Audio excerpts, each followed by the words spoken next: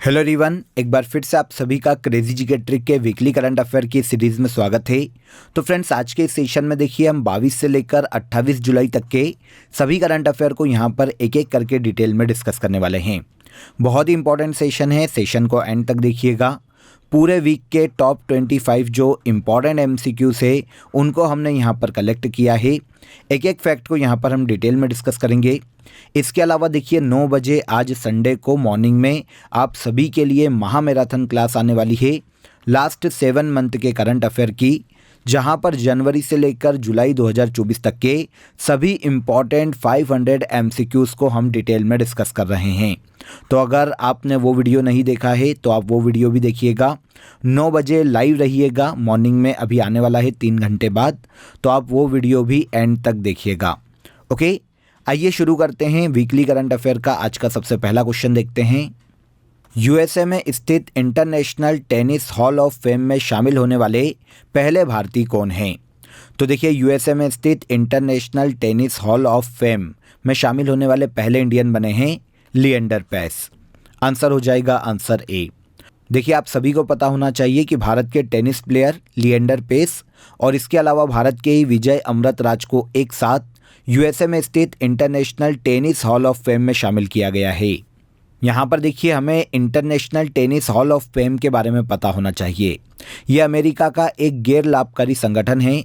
उन खिलाड़ियों को, प्रशासकों को या अन्य लोगों को जो कि टेनिस में अपना योगदान देने के लिए जाने जाते हैं, उन्हें टेनिस हॉल ऑफ फेम में ये शामिल करता है। लिएंडर पेस और विजय अमृतराज के साथ ही भारत दुनिया का 28वां देश बना है जिसके टेनिस खिलाड़ियों को international tennis hall of fame में शामिल किया गया। तो यहाँ पर आंसर हो जाएगा लिएंडर पेस। लिएंडर पेस और विजय अमृतराज को international tennis hall of fame में शामिल किया गया। सेकंड क्वेश्चन देखिए, हाल ही में किस राज्य में श्री मचेल माता यात्रा धार्मिक उत्सव की शुरुआत की गई? मचेल माता का मेला या धार्मिक यात्रा का आयोजन किया जाता है भारत के जम्मू कश्मीर राज्य में। आंसर हो जाएगा आंसर बी। देखिए, जम्मू कश्मीर के किश्तवाड़ में दुर्गा माता का एक मंदिर है जिसे मचेल माता मंदिर के नाम से जाना जाता है। यहीं पर हर साल एक धार्मिक उत्सव आयोजित किया जाता है जिसे मचेल माता यात्रा के नाम से जाना जाता है। हर साल जुलाई अगस्त में 45 दिन की ये यात्रा निकाली जाती है। धार्मिक उत्सव के रूप में इसे मनाया जाता है। कहाँ पर? भारत के जम्मू कश्मीर राज्य में। आर्ट एंड कल्चर से ये क्वेश्चन काफ़ी बार पूछा गया है, याद रखिएगा। एक खीर भवानी मेला भी पूछा जाता है, वो भी जम्मू कश्मीर राज्य में ही आयोजित किया जाता है। ओके, इसके बाद आइए, निर्मला सीतारमण द्वारा बजट 2024 पेश किया गया। बजट 2024 का साइज़ कितना है? तो देखिए, हाल ही में निर्मला सीतारमण के द्वारा 2024 बजट पेश किया गया था जिसका साइज़ 48,21,000 करोड़ रुपीज़ है। आंसर हो जाएगा यहाँ पर आंसर डी। 48,21,000 करोड़ रुपए का बजट हाल ही में निर्मला सीतारमण, जो कि भारत की फाइनेंस मिनिस्टर है, इन्होंने पेश किया।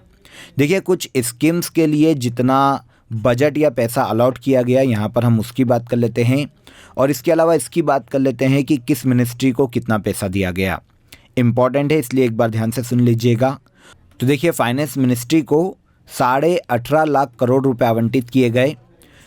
डिफेंस मिनिस्ट्री को 6.21 लाख करोड़ रुपीस, सड़क परिवहन मंत्रालय को 2.78 लाख करोड़ रुपीस, रेल मंत्रालय को 2.55 लाख करोड़ रुपीस, गृह मंत्रालय को 2.19 लाख करोड़ रुपीस, ग्रामीण विकास मंत्रालय को 1.80 लाख करोड़ रुपीस, रसायन और उर्वरक मंत्रालय 1.68 लाख करोड़ और कृषि मंत्रालय को दिए गए 1.52 लाख करोड़ रुपीस। ये सारे लाख करोड़ रुपए में हैं, आंकड़ा एक बार देख लीजिएगा। और स्पेसिफिक देखिए, स्कीम की बात करें तो प्रधानमंत्री गरीब कल्याण अन्न योजना के लिए 2,05,000 करोड़ रुपए आवंटित किए गए। महात्मा गांधी राष्ट्रीय ग्रामीण रोजगार गारंटी कार्यक्रम मतलब मनरेगा के लिए 86,000 करोड़ रुपए आवंटित किए गए। प्रधानमंत्री आवास योजना के लिए 85,000 करोड़ रुपए और जल जीवन मिशन के लिए 70,000 करोड़ रुपए सेंट्रल गवर्नमेंट के द्वारा बजट में आवंटित किए गए। इन्हें याद रखिएगा, इंपॉर्टेंट है, पूछे जा सकते हैं। ऑल ओवर बजट का साइज देखें तो ये 48,21,000 करोड़ रुपए था। अब चलिए बात कर लेते हैं आज के ऑफर ऑफ द डे की। तो देखिए आप सभी के लिए रेलवे का टारगेट बैच बायलिंगुअल अवेलेबल है। लाइव क्लासेस है आपके लिए और इसके अलावा सारा स्टडी मटेरियल और पीडीएफ आपको आपके कोर्स के अंदर ही अवेलेबल हो जाएगा। रेलवे की देखिए काफ़ी सारी एग्ज़ाम्स 2024 में लाइनअप है। उन सभी एग्ज़ाम के लिए ये वन शॉट कोर्स आप सभी के लिए लाया गया है। रेलवे का टारगेट बैच है, काफ़ी नॉमिनल चार्जेस में। नीचे आपको डिस्क्रिप्शन में लिंक दी गई है, इस लिंक पर क्लिक करके आप इजीली रेलवे टारगेट बैच को अवेल कर सकते हैं। और इसके अलावा अगर आपको कोई भी डाउट आता है, कोई भी आपकी क्वेरी है, तो नीचे दिए गए हेल्पलाइन नंबर पर आप कॉल कर लीजिए, आपकी क्वेरी सॉल्व हो जाएगी। आई होप अपडेट अच्छा लगा होगा। आ जाइए नेक्स्ट क्वेश्चन पर आते हैं। कोप के तहत किस देश में क्लाइमेट फाइनेंस एक्शन फंड शुरू किया गया? तो देखिए आप सभी को पता होना चाहिए कि COP29 जो कि कॉन्फ्रेंस ऑफ पार्टीज़ के नाम से जानी जाती है, जलवायु परिवर्तन पर यूनाइटेड नेशन का एक सम्मेलन है, कॉप के नाम से जाना जाता है। इसकी 29वीं बैठक मतलब COP29 का आयोजन इस साल अजरबैजान के बाकू में किया जा रहा है। तो इसी के तहत अजरबैजान ने हाल ही में क्लाइमेट फाइनेंस एक्शन फंड की शुरुआत की, ताकि जितने भी विकासशील देश हैं उन्हें हरित परियोजनाओं के समर्थन के लिए पैसा प्रोवाइड किया जा सके, ताकि पूरा वर्ल्ड जलवायु परिवर्तन से होने वाले नुकसान की भरपाई कर सके और जो वैश्विक तापमान है उसे 1.5 डिग्री सेल्सियस तक इसी तरह बरकरार रख सके। आपको पता होना चाहिए कि COP29 बैठक का आयोजन 11 से लेकर 22 नवंबर तक अजरबैजान के बाकू में इस साल किया जाएगा। इसीलिए अजरबैजान में हाल ही में क्लाइमेट फाइनेंस एक्शन फंड की शुरुआत की गई, ताकि विकासशील देशों को ग्रीन प्रोजेक्ट के समर्थन के लिए प्रोत्साहित किया जा सके। क्रिस्टन मिशेल को किस देश का प्रधानमंत्री नियुक्त किया गया? क्रिस्टन मिशेल की बात करें तो ये एस्टोनिया के नए पीएम के रूप में नियुक्त किए गए। एस्टोनिया के राष्ट्रपति अलार करी से वर्तमान में इन्होंने क्रिस्टन मिशेल को एस्टोनिया के नए पीएम के रूप में हाल ही में शपथ दिलवाई। एस्टोनिया जो कि उत्तरी यूरोप में एक बाल्टिक देश है फ्रेंड, इसकी ताल्लिन कैपिटल है और अब इसके नए पीएम बने हैं कौन? Kristen Michelle. किस देश के? एस्टोनिया के। इसके बाद नेक्स्ट क्वेश्चन पर आते हैं।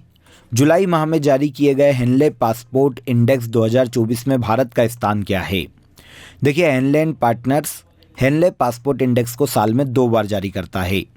नॉर्मली देखिए किस देश का पासपोर्ट कितना ज़्यादा पावरफुल है, किस आधार पर, किस देश के पासपोर्ट से कितने देशों में वीज़ा ऑन अराइवल या फ्री वीज़ा की यात्रा की जा सकती है, उस आधार पर किसी भी देश के पासपोर्ट को इस इंडेक्स में रैंक दी जाती है। यह हेनले पासपोर्ट इंडेक्स से जनवरी 2024 में जारी किया गया था और अब जुलाई 2024 में सेकेंड एडिशन इस साल का जारी किया गया।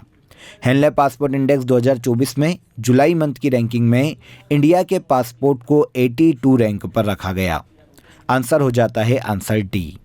अब यहाँ पर देखिए ऑल ओवर देशों की बात करें तो सबसे पावरफुल पासपोर्ट माना गया है सिंगापुर का, और इसके बाद सेकेंड नंबर पर संयुक्त रूप से फ्रांस, जर्मनी, इटली, जापान और स्पेन को रखा गया।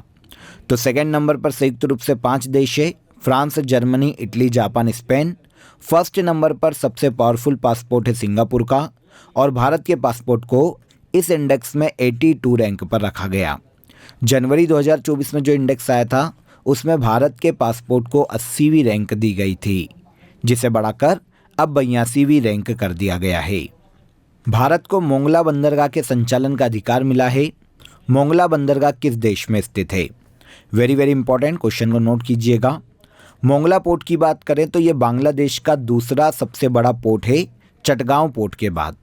हाल ही में देखिए मोंगला पोर्ट का संचालन का अधिकार इंडिया को मिला है, जो कि एक बहुत ही महत्वपूर्ण उपलब्धि है, क्योंकि बांग्लादेश के मोंगला पोर्ट से ही भारत के उत्तर पूर्वी राज्यों में व्यापार आसान हो जाएगा, कोई भी वस्तु पहुंचाना आसान हो जाएगा। तो ये सामरिक महत्व से भी और स्ट्रेटेजिक महत्व से भी काफ़ी इम्पॉर्टेंट पोर्ट है जो कि बांग्लादेश में स्थित है। मोंगला पोर्ट का बंदरगाह इंडिया के हाथ में आया और ये तीसरा ऐसा पोर्ट बना जो कि विदेश में है और इसके संचालन का अधिकार इंडिया के पास है। सबसे पहले देखिए ईरान के चाबहार पोर्ट का संचालन इंडिया के हाथ में मिला था। सेकेंड नंबर पर म्यांमार का सितवे पोर्ट, इसका संचालन इंडिया को मिला था और अब मोंगला पोर्ट के संचालन का अधिकार भी इंडिया को ही मिला है। किस देश में स्थित है? तो ये बांग्लादेश में स्थित है। भारत का कौन सा शहर 46 विश्व धरोहर समिति बैठक की मेजबानी कर रहा है? तो देखिए, भारत के पीएम नरेंद्र मोदी ने 21 जुलाई को भारत की राजधानी नई दिल्ली में 46 वर्ल्ड हेरिटेज कमेटी की बैठक का इनॉग्रेशन किया। वर्ल्ड हेरिटेज कमेटी की बैठक के 46वें सेशन का आयोजन 21 से लेकर 31 जुलाई तक भारत की राजधानी नई दिल्ली में किया जा रहा है। यहाँ पर देखिए, specially world heritage committee meeting की बात करें तो इसकी शुरुआत 1977 में की गई थी। साल में एक बार वर्ल्ड हेरिटेज कमेटी की बैठक का आयोजन किया जाता है और 21 सदस्य देश के प्रतिनिधि इस बैठक में शामिल होते हैं, जिन्हें इसकी जनरल असेंबली के द्वारा चुना जाता है। सभी देशों को फाइनेंशियल एलोकेशन, नई विरासत स्थल को शामिल करने पर चर्चा, धरोहर स्थलों के संरक्षण पर चर्चा वर्ल्ड हेरिटेज कमेटी मीटिंग का मुख्य उद्देश्य है। इसकी 46वीं बैठक का आयोजन भारत की राजधानी नई दिल्ली में किया जा रहा है। निम्नलिखित में से किस भारतीय क्रिकेटर को मोटर जीपी इंडिया ने अपना ब्रांड एम्बेसडर बनाया? तो मोटर जीपी इंडिया ने अपना नया ब्रांड एम्बेसडर बनाया है भारतीय क्रिकेटर शिखर धवन को। ब्रांड एम्बेसडर बनने के बाद शिखर धवन वैश्विक बाइक रेसिंग संस्था मोटो जीपी के प्रचार का काम करने वाले हैं। आपको यहाँ पर यह पता होना चाहिए कि मोटो जीपी इंडिया 2024 का आयोजन मार्च 2025 में बुद्ध इंटरनेशनल सर्किट उत्तर प्रदेश में किया जाने वाला है। तो मोटो जीपी इंडिया ने अपना ब्रांड एम्बेसडर हाल ही में शिखर धवन को नियुक्त किया, जो कि भारतीय क्रिकेटर हैं। ओके, इसके बाद अगला इंपॉर्टेंट क्वेश्चन देखिए, किस राज्य सरकार द्वारा उपवन और हेरिटेज वन योजना शुरू की गई? उपवन और हेरिटेज वन योजना की शुरुआत हाल ही में उत्तर प्रदेश सरकार के द्वारा की गई।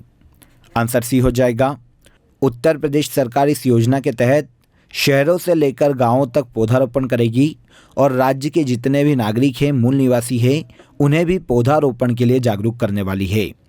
राज्य में हरियाली बढ़ाकर राज्य के भू स्तर में या भूजल स्तर में बढ़ोतरी करना इस योजना का मुख्य उद्देश्य है। उपवन और हेरिटेज वन योजना के नाम से इसे उत्तर प्रदेश राज्य में हाल ही में लॉन्च किया गया। अंतर्राष्ट्रीय ओलंपिक समिति के ओलंपिक ऑर्डर से सम्मानित होने वाले दूसरे भारतीय कौन बने? तो इंटरनेशनल ओलंपिक कमेटी के ओलंपिक ऑर्डर से सम्मानित होने वाले दूसरे भारतीय अभिनव बिंद्रा बने हैं। आंसर बी करेक्ट हो जाएगा। भारतीय निशानेबाज है, शूटर हैं अभिनव बिंद्रा। आप सभी को पता होना चाहिए कि 2008 में बीजिंग ओलंपिक में अभिनव बिंद्रा ने भारत के लिए पहला व्यक्तिगत गोल्ड मेडल जीता था। किस खेल में? शूटिंग में। हाल ही में देखिए, इंटरनेशनल ओलंपिक कमेटी के ओलंपिक ऑर्डर से इन्हें सम्मानित किया गया है। वैसे इनके पहले 1983 में भारत की पीएम इंदिरा गांधी को भी ओलंपिक ऑर्डर से सम्मानित किया जा चुका है और अब ये सम्मान प्राप्त करने वाले अभिनव बिंद्रा दूसरे भारतीय हैं और पहले ओलंपिक खिलाड़ी हैं। आंसर बी करेक्ट हो जाएगा। अंतर्राष्ट्रीय ओलंपिक कमेटी के ओलंपिक ऑर्डर से सम्मानित होने वाले दूसरे भारतीय अभिनव बिंद्रा बने हैं। भारत के उत्तराखंड राज्य से बिलोंग करते हैं। 2000 ईस्वी में इन्हें अर्जुन अवार्ड दिया गया था। 2002 में इन्हें मेजर ध्यानचंद खेल रत्न अवार्ड दिया जा चुका है और आगे चलकर 2009 में अभिनव बिंद्रा को पद्म भूषण से सम्मानित किया गया था। इसके बाद चर्चा में रहा ईटानगर वन्यजीव अभ्यारण्य किस राज्य में स्थित है? तो ईटानगर वाइल्ड लाइफ सेंचुरी नाम से आपको समझ में आ जाएगा, भारत के अरुणाचल प्रदेश राज्य में स्थित है। अभी सुर्खियों में इसलिए है क्योंकि ईटानगर वाइल्ड लाइफ सेंचुरी में एक नई पादप प्रजाति फ्लोगेकैथस सुधांशु शेखारी की खोज की गई है। तो नई पादप प्रजाति के कारण ईटानगर वाइल्ड लाइफ सेंचुरी हाल ही में सुर्खियों में रही। किस राज्य में? भारत के अरुणाचल प्रदेश राज्य में। हाल ही में भारतीय पुरुष फुटबॉल टीम का कोच किसे नियुक्त किया गया? भारतीय पुरुष फुटबॉल टीम के हाल ही में नए कोच स्पेन के मनोलो मार्केस को नियुक्त किया गया है। मनोलो मार्केस को भारतीय पुरुष फुटबॉल टीम का नया कोच बनाया गया। किस देश से है ये भी याद रखिएगा, तो ये स्पेन के पुरुष फुटबॉल खिलाड़ी हैं। इनके पहले इगोर स्टिमक भारतीय पुरुष फुटबॉल टीम के कोच थे। इनके हटने के बाद अब मनोलो मार्केस को भारतीय पुरुष फुटबॉल टीम का नया कोच नियुक्त किया गया और यह 2024 से 2025 के सेशन के लिए भारतीय फुटबॉल टीम को ट्रेनिंग देने वाले हैं। अगला इंपॉर्टेंट क्वेश्चन, 22 जुलाई को पीआर श्रीजेश ने संन्यास की घोषणा की। पीआर श्रीजेश का संबंध किस खेल से है? तो पीआर श्रीजेश काफ़ी फेमस भारत के हॉकी खिलाड़ी है फ्रेंड्स। हाल ही में देखिए इन्होंने इंटरनेशनल हॉकी खेलों से संन्यास की घोषणा की है। आपको यहाँ पर पता होना चाहिए कि पेरिस ओलंपिक जो कि अभी 2024 में फ्रांस में आयोजित किया जा रहा है, इसके बाद ये इंटरनेशनल हॉकी खेलों से संन्यास ले लेंगे। टोक्यो ओलंपिक 2021 में भारतीय हॉकी टीम का ये हिस्सा थे, जहां पर भारतीय हॉकी टीम ने ब्रॉन्ज मेडल अपने नाम किया था। भारत के केरल राज्य के रहने वाले हैं PR श्रीजेश, जिन्हें 2021 में मेजर ध्यानचंद खेल रत्न अवार्ड से सम्मानित किया जा चुका है। अब इन्होंने हाल ही में इंटरनेशनल हॉकी खेलों से संन्यास की घोषणा की है। श्रमिक बसेरा योजना के तहत गुजरात सरकार कितने रुपए प्रतिदिन के किराए पर आवास उपलब्ध करवाने वाली है? तो देखिए, गुजरात के CM भूपेंद्र पटेल ने हाल ही में देखिए 15,000 निर्माण श्रमिकों को 5 रुपये प्रतिदिन की मामूली दर पर अस्थायी आवास उपलब्ध करवाने की घोषणा की है और इस योजना को नाम दिया गया श्रमिक बसेरा योजना। राज्य में असंगठित क्षेत्र और निर्माण क्षेत्र के जितने भी श्रमिक हैं, उन्हें भोजन, हेल्थ, आवास और फाइनेंशियल हेल्प प्रदान करने के लिए श्रमिक बसेरा योजना गुजरात राज्य में संचालित की जा रही है, जिसके तहत गुजरात सरकार प्रतिदिन 5 रुपये के किराए से श्रमिकों को आवास उपलब्ध करवाने वाली है। आंसर हो जाएगा आंसर ए। इसके बाद नेक्स्ट क्वेश्चन, किस देश के टेनिस स्टार एंडी मरे ने संन्यास लेने की घोषणा की? एंडी मरे काफ़ी फेमस टेनिस खिलाड़ी है ब्रिटेन के, जिन्होंने हाल ही में इंटरनेशनल टेनिस खेलों से संन्यास की घोषणा की। एंडी मरे ने 2013 और 2016 में विंबलडन ओपन को अपने नाम किया था और 2012 में इन्होंने US ओपन का भी खिताब जीता है। इसके अलावा 2012 के लंदन ओलंपिक में इन्होंने टेनिस में गोल्ड जीता और 2016 के रियो डी जेनेरियो ओलंपिक में भी इन्होंने मेंस सिंगल में टेनिस में गोल्ड अपने नाम किया था। एंडी मरे जो कि ब्रिटेन के टेनिस प्लेयर है, इन्होंने हाल ही में इंटरनेशनल टेनिस खेलों से संन्यास की घोषणा की। पहले ओलंपिक स्पोर्ट्स गेम्स का आयोजन किस देश में किया जाएगा? देखिए, इंटरनेशनल ओलंपिक समिति ने पेरिस फ्रांस में हाल ही में जो 142वां सत्र आयोजित किया जा रहा है, वहां पर ओलंपिक स्पोर्ट्स गेम्स की घोषणा की है और इन्होंने घोषणा की है कि अगले साल 2025 में पहला ओलंपिक स्पोर्ट्स गेम्स सऊदी अरब में आयोजित किया जाएगा। ऑनलाइन या ऑफलाइन टूर्नामेंट और प्रतियोगिता के माध्यम से ये स्पोर्ट्स गेम्स संचालित किए जाएंगे। पहले ओलंपिक स्पोर्ट्स गेम्स का आयोजन सऊदी अरब में किया जाएगा। नेक्स्ट, राष्ट्रपति भवन में स्थित दरबार हॉल का नाम बदलकर क्या किया गया? तो देखिए, दरबार हॉल राष्ट्रपति भवन में स्थित है फ्रेंड्स, जहां पर देखिए राष्ट्रपति के द्वारा सभी पुरस्कार वितरित किए जाते हैं। जैसे पद्मश्री, पद्म भूषण या फिर कोई अदर अवार्ड देना है तो ये सारी सेरेमनी दरबार हॉल में की जाती थी। यही दरबार हॉल जिसका नाम बदलकर अब गणतंत्र मंडप कर दिया गया। आंसर हो जाएगा आंसर ए। वैसे राष्ट्रपति भवन के 2 अलग अलग हॉल के नाम बदले गए हैं, एक दरबार हॉल और एक अशोक हॉल। दरबार हॉल का नाम बदलकर गणतंत्र मंडप किया गया और अशोक हॉल का नाम बदलकर अशोक मंडप किया गया है। तो दरबार हॉल का नाम बदलकर गणतंत्र मंडप किया गया। निम्नलिखित में से किसे भारत से अंतर्राष्ट्रीय ओलंपिक समिति का सदस्य चुना गया? तो भारत से इंटरनेशनल ओलंपिक कमेटी का सदस्य चुना गया है नीता अंबानी को और इस तरीके से नीता अंबानी दूसरी बार इंटरनेशनल ओलंपिक कमेटी की मेंबर चुनी गई। आपको पता होना चाहिए 2016 में रियो ओलंपिक में पहली बार नीता अंबानी को इंटरनेशनल ओलंपिक कमेटी का सदस्य चुना गया था और इस तरीके से इंटरनेशनल ओलंपिक कमेटी की सदस्य बनने वाली नीता अंबानी भारत की पहली महिला बनी थी और अब दूसरी बार इन्हें इंटरनेशनल ओलंपिक कमेटी का सदस्य फ्रांस ओलंपिक 2024 के लिए चुना गया। 2030 में शीतकालीन ओलंपिक की मेजबानी कौन सा देश करेगा? तो 2030 में देखिए शीतकालीन ओलंपिक मतलब विंटर ओलंपिक की मेजबानी सौंपी गई है फ्रांस को। आंसर भी करेक्ट हो जाएगा। इंटरनेशनल ओलंपिक कमेटी ने हाल ही में विंटर ओलंपिक की मेजबानी के लिए 2030 और 2034 के देशों की घोषणा की है। तो 2030 में जो शीतकालीन ओलंपिक होंगे उसकी मेजबानी फ्रांस करेगा और 2034 के शीतकालीन ओलंपिक गेमों की मेजबानी USA को सौंपी गई है। यहाँ पर आपको पता होना चाहिए कि लास्ट विंटर ओलंपिक 2022 में चीन के बीजिंग में आयोजित किए गए थे और 2026 में इनका आयोजन इटली के मिलान और कार्टिना डी अम्पेजो शहर में किया जाएगा। तो 2022 में चाइना के बीजिंग में आयोजित किए जा चुके हैं, 2026 में इटली में आयोजित किए जाएंगे, 2030 की मेजबानी सौंपी गई फ्रांस को और 2034 की मेजबानी सौंपी गई यूएसए को। कौन से ओलंपिक हैं? Winter Olympic. भारत का 43वां world heritage site Charaideo Moidam किस राज्य में स्थित है? वेरी वेरी इंपॉर्टेंट, नोट कीजिएगा क्वेश्चन को। देखिए, यूनेस्को की 46वीं विश्व धरोहर समिति की बैठक में, जो कि नई दिल्ली में आयोजित की जा रही है, भारत के 43वें वर्ल्ड हेरिटेज साइट की घोषणा की गई और ये बना चराईदेव मोईदाम, जो कि भारत के असम राज्य में स्थित है। अब ये है क्या? अगर हम इसकी बात करें तो देखिए, असम में कभी अहोम साम्राज्य देखने को मिलता था।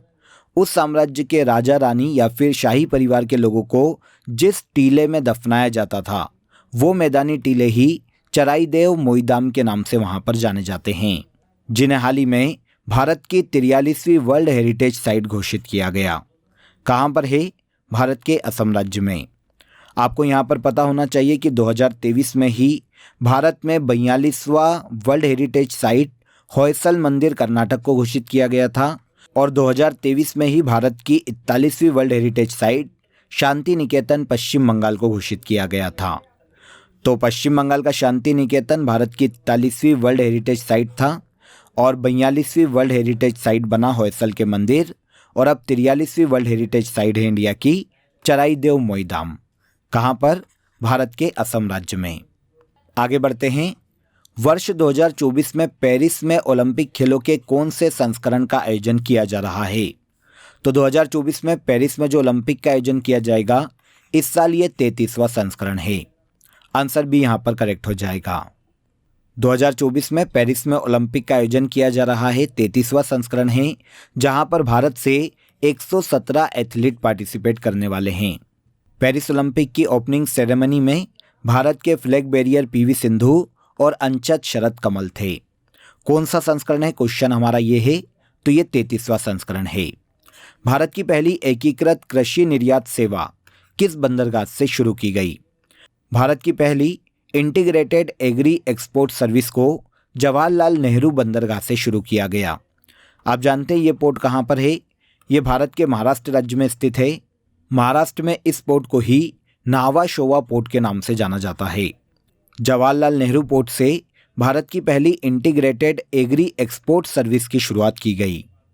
ग्रेविन म्यूजियम पेरिस द्वारा कस्टमाइज्ड गोल्ड कॉइन से सम्मानित होने वाले पहले बॉलीवुड अभिनेता कौन हैं?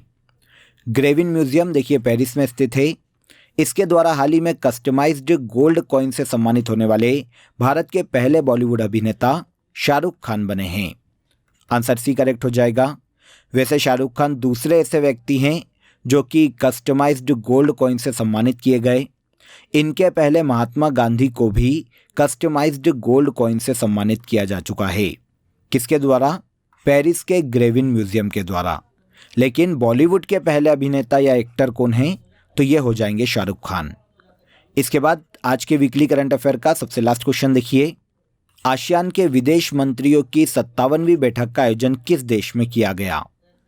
आसियान के विदेश मंत्रियों की 57वीं बैठक का आयोजन हाल ही में लाओस में किया गया।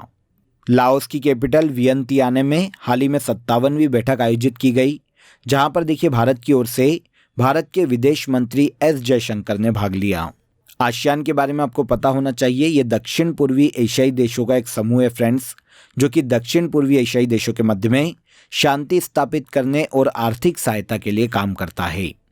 आसियान के विदेश मंत्रियों की 57th मीटिंग का आयोजन हाल ही में लाओस में किया गया, जो कि एक दक्षिण पूर्वी एशियाई देश है। क्लियर? तो आज के इस सेशन में देखिए हमने वीकली करंट अफेयर में सभी इंपॉर्टेंट क्वेश्चन को डिटेल में डिस्कस किया है। अगर आपको वीडियो पसंद आए तो वीडियो को लाइक और शेयर कर दीजिए, चैनल को सब्सक्राइब कर लीजिए। फिर मुलाकात करेंगे नेक्स्ट डे के करंट अफेयर में। तब तक आप अपना ख्याल रखिए। जय हिंद, जय भारत।